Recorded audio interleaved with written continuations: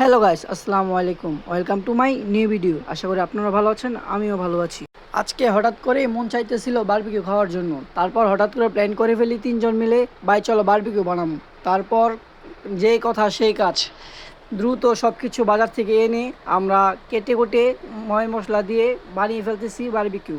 তারপর মুরগির মাঝে আমরা প্রথমে সস, মশলা, বারবিকিউর মশলা, তারপর আরও যা যা প্রয়োজন লেবু, সরিষার তেল সব কিছু মেখে নিই। তারপর আমি আস্তে আস্তে বারবিকিউ মেশিনের মাঝে বারবিকিউগুলো দিয়ে দিচ্ছিলাম। এখানে কি বারবিকিউ বানানোর সবচেয়ে বড় কঠিন কাজ হচ্ছে কয়লা ধরানো, সবাই জানেন। তারপর রিয়ান মামা এটা করতে খুব ভালো পারে, আর তরিকুল ভাই। আর আমি কিছুই করি না, খালি দাঁড়ায় দাঁড়ায় দেখি আর ভিডিও করি, এইটাই আমার কাজ। আর আমরা সব কিছুই খুব তাড়াতাড়ি করে ফেলি, প্ল্যান করলে কোনো কিছু করা হয় না, তাই যে যে সময় যেটা মাথায় আসে সেটাই করে ফেলি। আজকে এই পর্যন্তই। ভিডিওটি ভালো লাগলে লাইক কমেন্ট শেয়ার করুন। আল্লাহ হাফেজ।